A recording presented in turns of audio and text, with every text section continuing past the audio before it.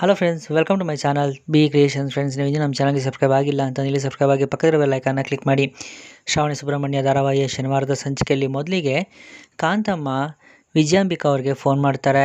ಆಗ ಅವರು ಕಾಂತಮ್ಮ ಫೋಟೋ ಸಿಗ್ತಾ ಮೊದಲು ಅದನ್ನು ಕಳಿಸು ಅಂತ ಕೇಳ್ತಾರೆ. ಆಗ ಕಾಂತಮ್ಮ ಒಂದು ನಿಮಿಷ ಸಮಾಧಾನ ಮೇಡಮ್ ಅವರೇ, ಅಂದರೆ ಅನಂತಶಯನ ಪದ್ಮನಾಭ ನಮ್ಮ ಬೀಗ್ರಿದಾರಲ್ಲ, ಅವರು ನಮಗೆ ಮಾತ್ರ ಬೀಗ್ರಲ್ಲ, ನಿಮಗೂ ಕೂಡ ಬೀಗ್ರೆ ಅಲ್ವಾ, ನಿಮ್ಮ ಬೀಗರು ಎಲ್ಲಿಗೆ ಹೋಗಿದ್ದಾರೆ, ಯಾರ ಜೊತೆ ಮಾತಾಡಿದ್ದಾರೆ ಅನ್ನೋ ಫೋಟೋ ನನಗೆ ಸಿಕ್ಕಿದೆ ಅಂತ ಹೇಳ್ತಾರೆ. ಆಗ ವಿಜಯಾಂಬಿಕಾ ವೆರಿ ಗುಡ್ ಕಾಂತಮ್ಮ, ಮೊದಲು ಆ ಫೋಟೋನ ಕಳಿಸು ಅಂತ ಹೇಳ್ತಾರೆ. ಆಗ ಕಾಂತಮ್ಮ ಅಲ್ಲ ಮೇಡಮ್ ಅವರೇ, ಅದು ಹೇಗಾಗುತ್ತೆ, ಆ ಫೋಟೋ ಕಳಿಸ್ಬೇಕು ಅಂತಂದರೆ ನನ್ನ ಖರ್ಚಿಗೂ ಸ್ವಲ್ಪ ದುಡ್ಡು ಬೇಕಿತ್ತಲ್ವಾ ಅಂತ ಹೇಳ್ತಾರೆ. ಆಗ ವಿಜಯಾಂಬಿಕಾ ಕಾಂತಮ್ಮ ಏನು ಮಾತಾಡ್ತಿದ್ಯಾ, ಇದಕ್ಕೂ ಮುಂಚೆನೇ ನಾನು ನಿನಗೆ 1,00,000 ಕೊಟ್ಟಿದ್ದೀನಲ್ವಾ, ಮತ್ತೆ ದುಡ್ಡು ಕೇಳ್ತಿದ್ಯಲ್ಲ ನೀನು, ಸರಿನಾ ಅಂತ ಕೇಳ್ತಾರೆ. ಆಗ ಕಾಂತಮ್ಮ ಏನು ಮಾಡೋದು ಮೇಡಮ್ ಅವರೇ, ಮುಂದಿನ ಕೆಲಸ ಮಾಡೋದಕ್ಕೆ ಅಡ್ವಾನ್ಸ್ ಅಂತ ತಿಳ್ಕೊಂಡು ನಂಗೆ ಸ್ವಲ್ಪ ದುಡ್ಡು ಬೇಕಾಗಿತ್ತು. ಯಾಕೆ ಅಂತಂದರೆ ಇವಾಗ ನಾನು ಮಾಡ್ತಿರೋ ಕೆಲಸದಲ್ಲಿ ನನ್ನ ಗಂಡನಿಗೂ ಕೂಡ ಪಾಲು ಕೊಡಬೇಕು, ಅವನಿಗೆ ಪಾಲು ಕೊಟ್ರೇ ನಿಮಗೂ ಕೂಡ ಸಂತೋಷದಲ್ಲಿ ಪಾಲು ಸಿಗೋದು, ಒಂದು ಸರಿ ಯೋಚನೆ ಮಾಡಿ ಅಂತ ಹೇಳ್ತಾರೆ. ಆಗ ವಿಜಯಾಂಬಿಕಾ ಸರಿ, ಹಾಗಾದರೆ ನಾನು ನಿನಗೆ 50,000 ದುಡ್ಡನ್ನು ಕಳಿಸ್ತೀನಿ, ಮೊದಲು ಫೋಟೋ ಕಳಿಸು ಅಂತ ಹೇಳ್ತಾರೆ. ಆಗ ಕಾಂತಮ್ಮ ಅದಾಗಲ್ಲ ಮೇಡಮ್ ಅವರೇ, ಮೊದಲು ದುಡ್ಡು ಹಾಕಿ ಆಮೇಲೆ ಬೇಕಾದರೆ ಫೋಟೋ ಕಳಿಸ್ತೀನಿ ಅಂತ ಹೇಳ್ತಾರೆ. ಆಗ ವಿಜಯಾಂಬಿಕಾ ಈ ಕಾಂತಮ್ಮ ತುಂಬಾ ಆಟ ಆಡಿಸ್ತಿದ್ದಾಳೆ, ಏನು ಮಾಡೋಕ್ಕಾಗುತ್ತೆ, ಕೆಲಸ ಆಗಬೇಕು ಅಂತಂದರೆ ಕತ್ತೆ ಕಾಲು ಕೂಡ ಹಿಡಿಬೇಕು ಅಂತ ಮನಸ್ಸಲ್ಲೇ ಯೋಚನೆ ಮಾಡಿಕೊಂಡು ಬೈಕೊತಿರ್ತಾರೆ. ಆಗ ಕಾಂತಮ್ಮ ಯಾಕೆ ಮೇಡಮ್ ಅವರೇ, ಕೆಲಸ ಆಗಬೇಕು ಅಂದರೆ ಕತ್ತೆ ಕಾಲು ಹಿಡಿಬೇಕು ಅಂತ ಮನಸ್ಸಲ್ಲೇ ಬೈಕೊತಿದ್ದೀರಾ, ಪರವಾಗಿಲ್ಲ, ಈ ಕಾಂತಮ್ಮಂಗೆ ಕತ್ತೆ ಥರ ಕೆಲಸ ಮಾಡೋದು ಗೊತ್ತು, ಅದೇ ರೀತಿ ಕತ್ತೆ ಥರ ಒದೆಯೋದು ಗೊತ್ತು, ಇವಾಗ ನೀವು ದುಡ್ಡು ಕಳಿಸ್ತೀರಾ ಇಲ್ವೋ ಅಂತ ಕೇಳ್ತಾರೆ. ಆಗ ವಿಜಯಾಂಬಿಕಾ ಸರಿ ಒಂದು ನಿಮಿಷ ಇರು ಅಂತ ಹೇಳಿ ಅಮೌಂಟ್ನ ಕಳಿಸಿದ್ದೀನಿ ನೋಡು ಅಂತ ಹೇಳ್ತಾರೆ. ಆಗ ಕಾಂತಮ್ಮ ಮೇಡಮ್ ಅವರೇ, ನಿಜವಾಗ್ಲೂ ನೀವು ದಾನಶೂರ ವೀರ ಕರ್ಣನ ಅಕ್ಕನೇ ಇರಬೇಕು, ಇಲ್ಲ ಅಂತಂದರೆ ಕುಬೇರವ್ರ ಅಕ್ಕನೇ ಇರಬೇಕು, ಎಷ್ಟು ಧಾರಾಳ ಮನಸ್ಸು ನಿಮ್ಮದು ಅಂತ ಹೇಳ್ತಾರೆ. ಆಗ ವಿಜಯಾಂಬಿಕಾ ಕಾಂತಮ್ಮ ಶಡಪ್, ಮೊದಲು ಮಾತಾಡೋದನ್ನು ನಿಲ್ಲಿಸಿ ಫೋಟೋನ ಕಳಿಸೋ ಸಾಕು ನನಗೆ ಅಂತ ಹೇಳಿ ಕಾಲ್ ಕಟ್ ಮಾಡ್ತಾರೆ. ಕಾಂತಮ್ಮ ಫೋಟೋನ ಸೆಂಡ್ ಮಾಡ್ತಾರೆ. ಮತ್ತು ಆ ಫೋಟೋ ನೋಡಿದ ತಕ್ಷಣ ವಿಜಯಾಂಬಿಕಾ ಅವ್ರಿಗೆ ಗಾಬರಿ ಆಗುತ್ತೆ, ಇದೇನಿದು, ನಂದಿನಿ ಇನ್ನೂ ಬದುಕಿದಾಳ, ಪದ್ಮನಾಭ ಮತ್ತು ಪೃಥ್ವಿ ಇಬ್ಬರು ಕೂಡ ನಂದಿನಿ ಜೊತೆನೇ ಇದ್ದಾರಾ, ಹಾಗಾದರೆ ಪದ್ಮನಾಭಂಗೆ ಎಲ್ಲ ಸತ್ಯ ಗೊತ್ತಿದೆ ಅಂತ ಆಯಿತು, ನಂದಿನಿ ಹೇಗೆ ಬದುಕಿದ್ದಾಳೆ ಅಂತ ಯೋಚನೆ ಮಾಡ್ತಿರ್ತಾರೆ. ಮತ್ತೆ ಇಲ್ಲಿ ಪೃಥ್ವಿ ನಂದಿನಿ ಅಮ್ಮ, ಪದ್ದು ಹೇಳಿದಾಗೆ ಖಂಡಿತ ಆ ವಿಜಯಾಂಬಿಕಾ ಏನಾದರೂ ಒಂದು ಪ್ಲ್ಯಾನ್ನ ಮಾಡಿರ್ತಾಳೆ, ಹಾಗೇನಾದರೂ ಪ್ಲ್ಯಾನ್ ಮಾಡಿದರೆ ದೊಡ್ಡ ಅನಾಹುತ ಅಂತೂ ಗ್ಯಾರಂಟಿ ಆಗುತ್ತೆ, ಆದರೂ ಕೂಡ ನಾವು ಬದುಕಿರೋ ವಿಷಯ ಅವಳಿಗೆ ಹೇಗೆ ಗೊತ್ತಾಗೋಕ್ಕೆ ಸಾಧ್ಯ ಅಂತಲೇ ನನಗೆ ಅರ್ಥ ಆಗ್ತಿಲ್ಲ ಅಂತ ಹೇಳ್ತಾರೆ. ಆಗ ನಂದಿನಿ ಆ ವಿಜಯಾಂಬಿಕಾ ನಮಗೇನಾದರೂ ತೊಂದರೆ ಮಾಡಲೇಬೇಕು ಅನ್ನೋದಾದರೆ ನಮ್ಮ ಬಗ್ಗೆ ಯಾರಾದರೂ ಅವಳಿಗೆ ವಿಷಯನ ತಿಳಿಸಿರಬೇಕು, ಇಲ್ಲ ಅಂತಂದರೆ ಅವಳೇ ನಮ್ಮ ಹಿಂದೆ ಯಾರನ್ನಾದರೂ ಚೂ ಬಿಟ್ಟಿರಬೇಕು ಅಂತ ಹೇಳ್ತಾರೆ. ಆಗ ಪೃಥ್ವಿ ನಂದಿನಿ ಅಮ್ಮ ಒಂದು ವೇಳೆ ಹಾಗೆ ಮಾಡಿದರೆ ಏನು ಮಾಡೋದು ಅಂತ ಕೇಳ್ತಾರೆ. ಆಗ ನಂದಿನಿ ಅಣ್ಣ, ನೀವು ಅದ್ರ ಬಗ್ಗೆ ಯೋಚನೆ ಮಾಡಬೇಡಿ, ರಾಮಾಪುರ ಅನ್ನೋದು ಪದ್ದು ನಮಗೋಸ್ಕರ ಕಟ್ಕೊಟ್ಟಿರೋ ಅಂಥ ಒಂದು ಭದ್ರಕೋಟೆ, ನಮ್ಮ ಬಗ್ಗೆ ಅವಳಿಗೆ ವಿಷಯ ತಲುಪೋದಕ್ಕೆ ಸಾಧ್ಯನೇ ಇಲ್ಲ, ಹಾಗೂ ಒಂದು ವೇಳೆ ನಾನು ಬದುಕಿರೋ ವಿಷಯ ಏನಾದರೂ ಅವಳಿಗೆ ಗೊತ್ತಾದರೆ ಇಷ್ಟು ದಿನ ತೆರೆ ಹಿಂದೆ ನಡೀತಿದ್ದಂಥ ಯುದ್ಧ ಕುರುಕ್ಷೇತ್ರಕ್ಕೆ ಹೋಗುತ್ತೆ ಅಷ್ಟೇ ಅಂತ ಹೇಳ್ತಾರೆ. ಮತ್ತೆ ಇಲ್ಲಿ ಶ್ರಾವಣಿ ಮನೆ ಮುಂದೆ ಕೂತಿರ್ತಾರೆ. ಆಗ ಅಲ್ಲಿಗೆ ಶ್ರವಣ್ ಬಂದು, ಏನು ಶ್ರಾವಣಿ ಆರಾಮಾಗಿ ಕೂತಿದ್ಯಾ, ಆದರೂ ಕೂಡ ನೀನು ನನಗೆ ಈ ರೀತಿ ಕೈ ಕೊಡ್ತೀಯಾ ಅಂತ ಅಂದ್ಕೊಂಡೇ ಇರಲಿಲ್ಲ ಅಂತಾರೆ. ಆಗ ಶ್ರಾವಣಿ ಏನು ಹೇಳ್ತಿದ್ಯಾ, ನಾನೇ ನೀನು ಕೈ ಕೊಟ್ಟಿದ್ದು ಅಂತ ಕೇಳ್ತಾರೆ. ಆಗ ಶ್ರವಣ್ ಇನ್ನೇನು ಮತ್ತೆ, ನನ್ನ ಶ್ರೀವಲ್ಲಿನ ಒಂದು ಮಾಡ್ತೀವಿ ಅಂತ ನೀವಿಬ್ಬರೇ ತಾನೇ ಹೇಳಿದ್ದು, ನಾನೇನು ಶ್ರೀವಲ್ಲಿನ ಇನ್ನೇನು ನನ್ನ ಲವ್ವಲ್ಲಿ ಬೀಳಿಸ್ಕೊಬೇಕು ಅಂತ ಕಾಯ್ತಿದ್ರೆ ನೀವು ನೋಡಿದ್ರೆ ಅವಳನ್ನು ತಳ್ಳೇ ಇಲ್ವಲ್ಲ ಅಂತ ಹೇಳ್ತಾರೆ. ಆಗ ಶ್ರಾವಣಿ, ಹಲೋ ಬ್ರದರ್, ಈ ತಳ್ಳೋದು ಬೀಳಿಸೋದು ಇವೆಲ್ಲ ನಮಗೆ ಬರೋದಿಲ್ಲ, ಅಷ್ಟಕ್ಕೂ ನಿನಗೆ ನಿನ್ನ ಪ್ರೀತಿ ಸಿಗಬೇಕು ಅಂತಂದರೆ ನೀನು ಕಷ್ಟಪಡಬೇಕು, ನಿನ್ನ ಪ್ರೀತಿನ ಪಡೆಯೋದಕ್ಕೆ ಟ್ರೈ ಮಾಡಬೇಕು, ಅದನ್ನು ಬಿಟ್ಟು ನಮ್ಮ ಹತ್ರ ಬಂದು ಈ ರೀತಿ ಬೇಡ್ಕೊಂಡ್ರೆ ನಾವು ತಾನೇ ಏನು ಮಾಡೋಕ್ಕಾಗುತ್ತೆ ಅಂತ ಕೇಳ್ತಾರೆ. ಆಗ ಶ್ರಾವಣಿ, ನಿನ್ನ ಪ್ರೀತಿನ ನೀನು ಪಡ್ಕೊಳ್ಳುವಾಗ ನಮ್ಮ ಸಪೋರ್ಟ್ ಕೇಳಿದೆ ತಾನೇ, ಅದಕ್ಕೆ ತಾನೇ ನಿನಗೆ ನಿನ್ನ ಪ್ರೀತಿ ಸಿಕ್ಕಿದ್ದು ಅಂತ ಹೇಳ್ತಾರೆ. ಆಗ ಶ್ರಾವಣಿ, ಹಲೋ, ಅಷ್ಟಕ್ಕೂ ನಿನ್ನ ಸಪೋರ್ಟಿಂದ ನನಗೆ ನನ್ನ ಪ್ರೀತಿ ಸಿಕ್ಕಿದ್ದಲ್ಲಪ್ಪ, ಸುಬ್ಬು ತನ್ನ ಪ್ರೀತಿಗೋಸ್ಕರ ಫೈಟ್ ಮಾಡಿದ್ದಾನೆ, ರಕ್ತ ಸುರಿಸಿದ್ದಾನೆ, ಆಮೇಲೆ ಬಂದು ನನಗೆ ಪ್ರಪೋಸ್ ಮಾಡಿದ್ದು, ಅವನು ರಕ್ತ ಸುರಿಸಿರೋದು ಆಗಿರಲಿ, ನೀನು ಬೆವರು ಕೂಡ ಸುರಿಸ್ದಂಗಿಲ್ಲ, ಅದಕ್ಕೆ ನಿನ್ನ ಪ್ರೀತಿ ನಿಂಗೆ ಇನ್ನೂ ಸಿಕ್ಕಿಲ್ಲ ಅಂತ ಹೇಳ್ತಾರೆ.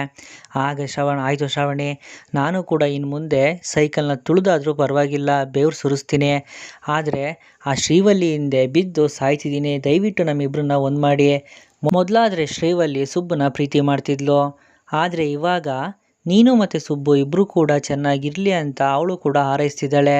ಈ ಒಂದು ವಿಷಯಕ್ಕಾದ್ರೂ ಶ್ರೀವಲ್ಲಿನ ನನ್ನ ಜೊತೆ ಒಂದು ಮಾಡ್ಬೋದಲ್ವಾ ಅಂತ ಕೇಳ್ತಾರೆ.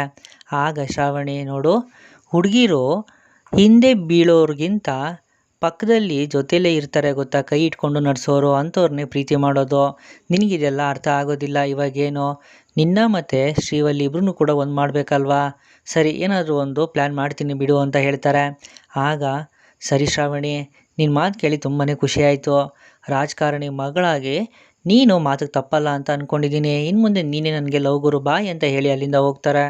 ಮತ್ತೆ ಇಲ್ಲಿ ಪದ್ದು ನಂದಿನಿ ಮತ್ತು ಪೃಥ್ವಿ ಇರೋ ಜಾಗಕ್ಕೆ ಬರ್ತಾರೆ. ನಾನು ಕೂಡ ಎಲ್ಲ ರೀತಿ ಪ್ರಯತ್ನ ಮಾಡ್ತಿದ್ದೀನಿ, ಆದರೆ ಯಾವುದೇ ರೀತಿ ಇನ್ಫಾರ್ಮೇಷನ್ ಸಿಗ್ತಿಲ್ಲ. ನನಗನ್ಸಿರೋ ಹಾಗೆ ನನ್ನ ಮನಸ್ಸಲ್ಲಿರೋದೇ ನಿಜ ಆಗ್ಬೋದು ಅಂತ ಹೇಳ್ತಾರೆ. ಆಗ ಪೃಥ್ವಿ, ಪದ್ದು ನೀನೇನು ಹೇಳ್ತಿದ್ಯಾ ಅಂತ ಕೇಳ್ತಾರೆ. ಆಗ ಪದ್ದು, ವಿಜಯಾಂಬಿಕೆ ನಿಮ್ಮಿಬ್ಬರನ್ನ ಹುಡ್ಕೊಂಡು ಇಲ್ಲಿಗೆ ಬರ್ಬೋದು ಅಂತ ಹೇಳ್ತಾರೆ.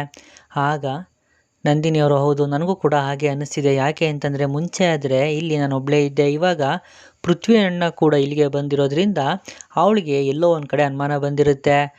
ಪದ್ದು, ನಿನ್ನ ಮೇಲೆ ಅಥವಾ ಪೃಥ್ವಿ ಅಣ್ಣನ ಮೇಲೆ ಅನುಮಾನ ಬಂದು ನಿಮ್ಮ ಹಿಂದೆ ಯಾರನ್ನಾದರೂ ಬಿಟ್ಟರೆ ಅವಳು ಕೊನೆಗೆ ಬಂದು ತಲುಪೋದು ಇದೇ ಜಾಗನ ಅಂತ ಹೇಳ್ತಾರೆ. ಆಗ ಪದ್ದು, ಅದಕ್ಕೆ ನಂದಿನಿ ಅಮ್ಮ, ನಾನು ನಿಮಗೆ ಅಂತ ಬೇರೆ ಜಾಗನ ಹುಡುಕಿದ್ದೀನಿ. ಅಲ್ಲಿಗೆ ಹೋಗೋವರೆಗೂ ಈ ಊರಿಂದ ಯಾವುದೇ ಕಾರಣಕ್ಕೂ ನೀವು ಆಚೆ ಬರೋಕ್ಕೆ ಹೋಗಬೇಡಿ. ಯಾಕೆ ಅಂತಂದರೆ ಈ ಊರಿನ ಜನರಿಗೆ ನೀವು ಶಾಲೆಯಲ್ಲಿ ಪಾಠ ಮಾಡೋ ಮೇಷ್ಟ್ರು ಅಂತ ಮಾತ್ರ ಗೊತ್ತು, ಆದರೆ ನಿಮ್ಮ ಹಿನ್ನೆಲೆ ಏನು, ನಿಮ್ಮ ಮನೆತನ ಎಂಥದ್ದು ಅನ್ನೋದು ಅವ್ರಿಗೆ ಗೊತ್ತಿಲ್ಲ ಅಂತ ಹೇಳ್ತಾರೆ. ಆಗ ಪೃಥ್ವಿ, ಒಂದು ವೇಳೆ ಅದೇನಾದರೂ ಗೊತ್ತಿದ್ದಿದ್ರೆ ಈ ಊರಿನ ಜನರು ನಂದಿನಿ ಅಮ್ಮವ್ರನ್ನ ತಲೆ ಮೇಲೆ ಹೊತ್ಕೊಂಡು ಮೆರೆಸಿರೋರು ಅಂತ ಹೇಳ್ತಾರೆ. ಆಗ ನಂದಿನಿ, ಇಲ್ಲಿವರೆಗೂ ನಾನು ಯಾರು ಅನ್ನೋ ವಿಷಯನ ನಾನು ಎಲ್ಲೂ ಕೂಡ ಬಿಟ್ಕೊಟ್ಟಿಲ್ಲ. ಹಾಗೇನಾದರೂ ಆದರೆ ನಾವೇ ಅದನ್ನು ಪ್ರಚಾರ ಮಾಡೋ ಥರ ಆಗಿಬಿಡುತ್ತೆ. ಆವಾಗ ನಾವು ಏನು ಸಾಧಿಸ್ಬೇಕು ಅಂತ ಅಂದ್ಕೊಂಡಿದ್ದೀವೋ ಅದಕ್ಕೆ ನಮ್ಮ ಹೆಸರೇ ಅಡ್ಡಿ ಆಗುತ್ತೆ ಅಂತ ಹೇಳ್ತಾರೆ. ಆಗ ಪದ್ದು, ಹೌದು ನಂದಿನಿ ಅಮ್ಮ, ನಿಮ್ಮ ಮಾತು ಕೂಡ ನಿಜನೇ. ಇದಕ್ಕೂ ಮುಂಚೆ ಯಜಮಾನ್ರು ಮನೆಯವರೆಲ್ಲರೂ ಕೂಡ ಈ ಊರು ದೇವಸ್ಥಾನಕ್ಕೆ ಬಂದಿದ್ದಾರೆ. ಶ್ರಾವಣಿ ಅಮ್ಮವ್ರ ಮದುವೆ ಕೂಡ ಇದೇ ಊರಲ್ಲೇ ಆಗಿರೋದು. ಮತ್ತು ನಂದಿನಿ ಅಮ್ಮವರು ಪಾಠ ಮಾಡ್ತಿರೋಂಥ ಶಾಲೆಗೆ ಯಜಮಾನ್ರು ಸುಬ್ಬು ಮತ್ತು ಶ್ರಾವಣಿ ಅಮ್ಮವರು ಎಲ್ಲರೂ ಕೂಡ ಬಂದು ಹೋಗಿದ್ದಾರೆ. ಇದನ್ನೆಲ್ಲ ನೋಡ್ತಿದ್ರೆ ಆ ವಿಜಯಾಂಬಿಕಾಗೆ ಅನುಮಾನ ಬಂದಿರುತ್ತೆ. ಅದಕ್ಕೆ ಇನ್ನೊಂದು 2 ದಿನದಲ್ಲಿ ನಾನು ಹುಡುಕಿರೋ ಹೊಸ ಜಾಗಕ್ಕೆ ನೀವು ಶಿಫ್ಟ್ ಆಗಿಬಿಡಿ, ಅದೇ ನಿಮಗೆ ಒಳ್ಳೆಯದು ಅಂತ ಹೇಳ್ತಾರೆ. ಆಗ ನಂದಿನಿಯವರು, ಹಾಗೆ ಮಾಡ್ತೀವಿ ಪದ್ದು ಅಂತ ಹೇಳ್ತಾರೆ. ಆಗ ಪೃಥ್ವಿ, ಪದ್ದು ನಿನ್ನ ಹತ್ರ ಸ್ವಲ್ಪ ಮಾತಾಡಬೇಕಿತ್ತು, ಬಾ ಹೊರಗಡೆ ಅಂತ ಹೇಳಿ ಅವ್ರನ್ನ ಕರ್ಕೊಂಡು ಹೊರಗಡೆ ಹೋಗ್ತಾರೆ. ಮತ್ತೆ ಇಲ್ಲಿ ನಂದಿನಿಯವ್ರ ಫೋಟೋ ನೋಡಿ ವಿಜಯ್ಗೆ ಗಾಬರಿ ಆಗುತ್ತೆ. ನಂದಿನಿ ಬದುಕಿದಾಳ, ಅವಳು ಬದುಕಿರೋದಕ್ಕೆ ಹೇಗೆ ಸಾಧ್ಯ? ಅವಳನ್ನ ನಾನೇ ನನ್ನ ಕೈಯಾರೆ ಮುಗಿಸಿದ್ದೀನಲ್ಲ, ನಾನು ಭ್ರಮೇಲಿದ್ದೀನ? ಹಾಗಾದರೆ ಫೋಟೋದಲ್ಲಿರೋದೇನೋ ಅವಳು ಬದುಕಿದಾಳೆ.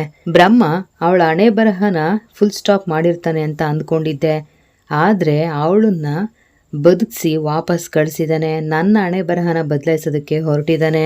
ಆ ಬ್ರಹ್ಮನ ಹಣೆ ಬರಹನೇ ಬದಲಾಯಿಸೋಳು ನಾನು. ಇನ್ನೂ ನಾನು ತಡ ಮಾಡಬಾರ್ದು. ಇಷ್ಟು ದಿನ ಅವಳು ಸತ್ತೋಗಿದ್ದಾಳೆ ಅಂದ್ಕೊಂಡು ಅವಳ ಬಗ್ಗೆ ತಲೆ ಕೆಡಿಸ್ಕೊಂಡಿರಲಿಲ್ಲ, ಆದರೆ ಈಗ ಅವಳು ಬದುಕಿದ್ದಾಳೆ. ಆದಷ್ಟು ಬೇಗ ಇದಕ್ಕೇನಾದರೂ ಮಾಡಲೇಬೇಕು. ಆ ಕಾಂತಮ್ಮನ ನಂಬಿ ನಾನು ಒಳ್ಳೆ ಕೆಲಸನೇ ಮಾಡಿದೆ. ಎಂಥ ದಾಂಡಿಗರು ಮಾಡದೇ ಇರೋ ಕೆಲಸನ ಅವಳು ಮಾಡಿ ಮುಗಿಸಿದಾಳೆ. ಅವಳಿಂದ ನನಗೆ ಸತ್ಯ ಗೊತ್ತಾಗಿದೆ. ಇನ್ನು ಮುಂದೆ ನಾನು ಸುಮ್ಮನೆ ಇರಬಾರ್ದು. ಇಷ್ಟು ದಿನ ಬರೀ ಸೋಲನ್ನೇ ಅನುಭವಿಸ್ಕೊಂಡು ಬಂದಿದ್ದೀನಿ. ಈಗಷ್ಟೇ ನಾನು ಗೆಲುವಿನ ಖುಷಿನ ಅನುಭವಿಸ್ತಾ ಇದ್ದೆ, ಅಷ್ಟರಲ್ಲಿ ಇವಳು ಬದುಕಿದಾಳೆ ಅನ್ನೋ ಸತ್ಯ ಗೊತ್ತಾಯಿತು. ಇನ್ನು ಮುಂದೆ ನನ್ನ ಆಟ ಶುರುವಾಗಬೇಕು. ಇಷ್ಟು ದಿನ ಆ ಪೃಥ್ವಿ ಒಬ್ಬನೇ ನನ್ನ ಟಾರ್ಗೆಟ್ ಆಗಿದ್ದ, ಇನ್ನು ಮುಂದೆ ಆ ನಂದಿನಿನೂ ನನ್ನ ಟಾರ್ಗೆಟ್. ಆದಷ್ಟು ಬೇಗ ಅವರಿಬ್ಬರು ಎಲ್ಲಿದ್ದಾರೆ ಅಂತ ಹುಡುಕಿ ಅವ್ರನ್ನ ಸಾಯಿಸಬೇಕು, ಇಲ್ಲ ಅಂದರೆ ನನಗೆ ಉಳಿಗಾಲ ಇಲ್ಲ ಅಂತ ಯೋಚನೆ ಮಾಡ್ತಾ ಇರ್ತಾರೆ. ಮತ್ತು ಇಲ್ಲಿ ಪೃಥ್ವಿಯವರು ಪದ್ದು ಮಾತಾಡ್ತಾ ಇರ್ತಾರೆ. ನನ್ನನ್ನು ಯಾಕೆ ಸೈಡಿಗೆ ಕರ್ಕೊಂಡು ಬಂದೆ, ಅದು ಅವ್ರ ಮುಂದೆ. ಅಮ್ಮವ್ರು ಏನು ಅಂದ್ಕೊಂಡ್ರೋ ಏನೋ ಅಂತ ಪದ್ದು ಕೇಳ್ತಾರೆ. ಆಗ ಪೃಥ್ವಿ, ಅವ್ರಿಗೆ ಈ ವಿಷಯ ಗೊತ್ತಾಗಬಾರ್ದು ಅಂತಲೇ ಸೈಡಿಗೆ ಕರ್ಕೊಂಡು ಬಂದಿದ್ದು ಪದ್ದು. ಇದು ತುಂಬ ಸೂಕ್ಷ್ಮವಾದ ವಿಚಾರ. ಅದಕ್ಕೆ ವೀರು ಹೇಗಿದ್ದಾನೆ, ಅವನು ನನ್ನ ಜೀವದ ಗೆಳೆಯ, ಅವನಿಗೆ ನನ್ನ ಮೇಲಿರೋ ಅಭಿಪ್ರಾಯ ಹಾಗೇ ಇದೆಯಾ, ಅವನಿಗೆ ನನ್ನ ಮೇಲೆ ಇನ್ನೂ ಕೋಪ ಕಡಿಮೆ ಆಗಿಲ್ವ ಅಂತ ಹೇಳ್ತಾರೆ. ಪದ್ದುಗೆ ಬೇಜಾರಾಗುತ್ತೆ. ಹೌದು, ಅವ್ರಿಗೆ ನಿನ್ನ ಮೇಲಿರೋ ಅಭಿಪ್ರಾಯ ಕಡಿಮೆ ಆಗಿಲ್ಲ. ಆ ವಿಜಯಾಂಬಿಕಾ ಅವ್ರ ಜೊತೆ ಇದ್ದಾಳಲ್ಲ, ಅವಳು ಸಮಯ ಸಿಕ್ತಾಗಲೆಲ್ಲ ಯಜಮಾನ್ರ ಮನ್ಸು ಹಾಳು ಮಾಡ್ತಾ ಇರ್ತಾಳೆ. ನಿನ್ನ ಬಗ್ಗೆ, ನಂದಿನಿ ಅಮ್ಮವ್ರ ಬಗ್ಗೆ, ಶ್ರಾವಣಿ ಅಮ್ಮವ್ರ ಬಗ್ಗೆ ಇಲ್ಲ ಸಲ್ಲದನ್ನು ಹೇಳಿ ವಿಷ ಬೀಜ ಬಿತ್ತುತ್ತಾ ಇದ್ದಾಳೆ. ಮೊನ್ನೆನೂ ಶ್ರಾವಣಿ ಅಮ್ಮವ್ರ ಬಗ್ಗೆ ಏನೋ ಹೇಳಿದ್ಲಂತೆ. ಅದಕ್ಕೆ ಯಜಮಾನ್ರು ಶ್ರಾವಣಿ ಅಮ್ಮವ್ರನ್ನ ನೋಡಿದ್ರೆ ಹುರಿದು ಬೀಳ್ತಾ ಇದ್ರಂತೆ. ಆಮೇಲೆ ನಮ್ಮ ಸುಬ್ಬು ಏನೋ ಒಂದು ಹೇಳಿ ಸಮಾಧಾನ ಮಾಡಿದ್ದಾನೆ. ಹೆತ್ತ ಮಗಳಿಗೆ ನೀನು ಬೇರೆಯವ್ರಿಗೆ ಹುಟ್ಟಿರೋಳು ಅಂತ ಹೇಳಿದ್ರೆ ಬೇಜಾರಾಗಲ್ವೇನೋ? ಇಂಥ ಮಾತನ್ನೆಲ್ಲ ನಂದಿನಿ ಅಮ್ಮವರು ಸಹಿಸ್ಕೋತಾ ಇದ್ದಾರಲ್ಲ, ಅವ್ರ ತಾಳ್ಮೆನ ಮೆಚ್ಚಲೇಬೇಕು. ಅವ್ರ ತಾಳ್ಮೆಗಿಂತ ಅವ್ರ ಕಿಚ್ಚು ಕೋಪ ಹೆಚ್ಚಾಗಬೇಕು, ಅದರಿಂದ ವಿಜಯಾಂಬಿಕಾ ಸುಟ್ಟು ಬೂದಿ ಆಗಬೇಕು ಅಂತ ಹೇಳ್ತಾರೆ. ಆಗ ಪೃಥ್ವಿ, ಇದಕ್ಕೆಲ್ಲ ನಾನೇ ಕಾರಣ, ನಾನು ಪಾಪಿ, ನನ್ನಿಂದ ನಂದಿನಿ ಅಮ್ಮೋರ ಜೀವನ ಹಾಳಾಗೋಯ್ತು ಅಂತ ಹೇಳ್ತಾರೆ. ಇದರಲ್ಲಿ ನಿಂದೇನೂ ತಪ್ಪಿಲ್ಲ. ಅಮ್ಮೋರ ಜೀವನ ಹಾಳಾಗೋದಕ್ಕೆ ಕಾರಣ ಆ ಪಾಪಿ ವಿಜಯಾಂಬಿಕಾ. ಮೊದಲು ಅವಳಿಗೆ ಸರಿಯಾಗಿ ಬುದ್ಧಿ ಕಲಿಸ್ಬೇಕು. ಸತ್ಯ ತುಂಬ ದಿನ ಮರೆ ಮಾಚ್ಕೊಂಡಿರಲ್ಲ, ಆದಷ್ಟು ಬೇಗ ಆಚೆ ಬಂದೇ ಬರುತ್ತೆ. ಆಗ ನೀನೇನು ಅನ್ನೋದು ಎಲ್ರಿಗೂ ಗೊತ್ತಾಗುತ್ತೆ. ಅಲ್ಲಿ ತನಕ ತಾಳ್ಮೆಯಿಂದ ಇರೋ, ಮತ್ತು ನೀವು ಆದಷ್ಟು ಬೇಗ ಇಲ್ಲಿಂದ ಹೊರಡೋದಕ್ಕೆ ಸಿದ್ಧತೆ ಮಾಡ್ಕೊಳ್ಳಿ. ನೀವು ಇಷ್ಟು ಬೇಗ ವಿಜಯಾಂಬಿಕಾ ಕಣ್ಣಿಗೆ ಬೀಳಬಾರ್ದು ಅಂತ ಹೇಳ್ತಾರೆ. ಆಗ ಪೃಥ್ವಿ, ನೀನೇನು ತಲೆ ಕೆಡಿಸ್ಕೊಬೇಡ ಪದ್ದು, ಅವ್ರಿಗೆ ಕಾವಲಾಗಿ ನಾನಿರ್ತೀನಿ. ಆ ವಿಜಯಾಂಬಿಕಾ ರಾಕ್ಷಸಿ ಅಣ್ಣ ತಂಗಿ ಮಾತಾಡ್ತಾ ಇರೋದನ್ನ ನೋಡಿ ಕೆಟ್ಟ ಸಂಬಂಧ ಕಲ್ಪಿಸ್ದವಳವಳು. ಅವಳಂತವಳನ್ನ ಸುಮ್ಮನೆ ಬಿಡಬಾರ್ದು. ನನ್ನ ಪ್ರಾಣ ಒತ್ತೆ ಇಟ್ಟಾದರೂ ನಂದಿನಿ ಅಮ್ಮವ್ರನ್ನ ಕಾಪಾಡ್ತೀನಿ. ನಾನು ನನ್ನ ಎದೆಯಲ್ಲಿರೋ ಸತ್ಯನ ಹೇಳೇ ಪ್ರಾಣ ಬಿಡೋದು ಅಂತ ಹೇಳ್ತಾರೆ. ಆಗ ಪದ್ದು, ಹಾಗೆಲ್ಲ ಮಾತಾಡಬೇಡ, ನಾವು ಸಾಲಿಗ್ರಾಮದ ಬಂಟ್ರು, ಸಹಾಯ ಮಾತಾಡಬಾರ್ದು. ನಿನಗೇನಾಗೋದಕ್ಕೂ ನಾನು ಬಿಡೋದಿಲ್ಲ, ನಾನು ಇದೀನಲ್ಲ, ನೀನು ತಲೆ ಕೆಡಿಸ್ಕೋಬೇಡ, ಧೈರ್ಯವಾಗಿರೋ ಅಂತ ಹೇಳ್ತಾರೆ. ಪೃಥ್ವಿಯವ್ರಿಗೆ ಖುಷಿ ಆಗುತ್ತೆ. ಮತ್ತು ಇಲ್ಲಿ ಶ್ರಾವಣಿ ಅಕ್ಕಿ ರುಬ್ತಾ ಇರ್ತಾರೆ. ಅಲ್ಲಿಗೆ ಸುಬ್ಬು ಬರ್ತಾರೆ. ಅವ್ರನ್ನೇ ನೋಡ್ತಾ ಇರ್ತಾರೆ. ಏನು ಹಾಗೆ ನೋಡ್ತಿದ್ಯಾ ಅಂತ ಶ್ರಾವಣಿ ಕೇಳ್ತಾರೆ. ಆಗ ಸುಬ್ಬು, ನೀವು ಎಷ್ಟು ಚೆನ್ನಾಗಿದ್ದೀರಾ ಮೇಡಮ್, ನಿಮ್ಮನ್ನು ನೋಡ್ತಾ ಇದ್ರೆ ನೋಡ್ತಾನೇ ಇರಬೇಕು ಅಂತ ಅನಿಸುತ್ತೆ ಅಂತ ಹೇಳ್ತಾರೆ. ಆಗ ಶ್ರಾವಣಿ, ಏನು ಇತ್ತೀಚೆಗೆ ಸಾಹೇಬರು ಕವಿ ಆಗಿಬಿಟ್ಟಿದ್ದೀರಲ್ಲ ಅಂತ ಹೇಳ್ತಾರೆ. ಆಗ ಸುಬ್ಬು, ಕವಿ ಅಲ್ಲ, ಈ ದೇವಿಯ ಭಕ್ತ ಅಂತ ಹೇಳ್ತಾರೆ. ಭಕ್ತ, ಆದಷ್ಟು ಬೇಗ ಇಲ್ಲಿಂದ ಹೊರಡು, ಮನೆಯವ್ರು ಯಾರಾದರೂ ಬಂದರೆ ರಾದ್ದಾಂತ ಆಗುತ್ತೆ ಅಂತ ಶ್ರಾವಣಿ ಹೇಳ್ತಾರೆ. ಯಾಕೆ ಮೇಡಮ್, ನನ್ನಿಂದ ಏನಾದರೂ ಸಮಸ್ಯೆನಾ ಅಂತ ಸುಬ್ಬು ಕೇಳ್ತಾರೆ. ಸಮಸ್ಯೆ ಅಲ್ಲ ಸುಬ್ಬು, ಮನೇಲಿರೋರು ಯಾರಾದರೂ ನಾವಿಬ್ಬರು ಒಟ್ಟಿಗೆ ಇರೋದನ್ನ ನೋಡಿದ್ರೆ ಸುಮ್ಮನೆ ತಪ್ಪು ತಿಳ್ಕೊತಾರೆ, ಸಮಸ್ಯೆ ಆಗುತ್ತೆ, ಅದಕ್ಕೆ ಹೊರಡು ಅಂತ ಹೇಳ್ತಾರೆ. ಆಗ ಸುಬ್ಬು, ಮೇಡಮ್ ಹೊರಗಡೆ ಹೋದರೆ ನಿಮ್ಮ ಜೊತೆ ಮಾತಾಡೋದಕ್ಕೂ ನಿಮ್ಮ ಜೊತೆ ಕುತ್ಕೊಳ್ಳೋಕ್ಕೂ ಬಿಡಲ್ಲ ಮೇಡಮ್, ನಾನು ಇಲ್ಲೇ ಇದ್ದು ನಿಮಗೆ ಸಹಾಯ ಮಾಡ್ತೀನಿ ಅಂತ ಹೇಳ್ತಾರೆ. ಸಹಾಯ ಮಾಡ್ತಿರೋ ಅಥವಾ ಹೀಗೆ ನೋಡ್ತಾ ನಿಂತಿರ್ತಿರೋ ಅಂತ ಶ್ರಾವಣಿ ಕೇಳ್ತಾರೆ. ಆಗ ಸುಬ್ಬು, ಸಹಾಯ ಮಾಡ್ತೀನಿ ಮೇಡಮ್, ಮೊದಲು ನಿಮ್ಮ ಮೂಗಿನ ತುದಿಗೆ ಅಕ್ಕಿ ಹಿಟ್ಟು ಮೆತ್ಕೊಂಡಿದೆಯಲ್ಲ ಅದನ್ನು ನಾನು ಕೆನ್ನೆಗೆ ಮೆತ್ಕೋತೀನಿ ಅಂತ ಹೇಳಿ ಶ್ರಾವಣಿ ಹತ್ರ ಹೋಗ್ತಾರೆ. ಶ್ರಾವಣಿ ಮೂಗಲಿರೋ ಹಿಟ್ಟು ಸುಬ್ಬು ಕೆನ್ನೆಗೆ ತಾಗುತ್ತೆ. ಅದೇ ಸಮಯಕ್ಕೆ ಕಾಂತಮ್ಮ ಅಲ್ಲಿಗೆ ಬರ್ತಾರೆ. ಇಲ್ಲಿ ಏನು ನಡೀತಾ ಇದೆ, ಅಡುಗೆ ಮನೇಲಿ ನಡಿಬಾರ್ದೆಲ್ಲ ನಡೀತಾ ಇದೆಯಲ್ಲ, ಈ ಮನೆಗೆ ನನ್ನ ಜೀವಕ್ಕೆ ಬೆಲೆನೇ ಇಲ್ವಲ್ಲ ಅಂತ ಕೂಕ್ಕೊಂಡು ಹೊರಗಡೆ ಹೋಗ್ತಾರೆ. ಆಗ ಶ್ರಾವಣಿ, ನಾನು ಹೇಳಿಲ್ವ ಸುಬ್ಬು ಹೊರಗಡೆ ಹೋಗುವಂತ, ನೀನೇ ನನ್ನ ಮಾತು ಕೇಳಲಿಲ್ಲ ಅಂತ ಹೇಳಿ ಅವರು ಅಲ್ಲಿಂದ ಬರ್ತಾರೆ. ಮತ್ತು ವಿಶಾಲ ಧನಲಕ್ಷ್ಮಿ ಹಾಲಿಗೆ ಬರ್ತಾರೆ.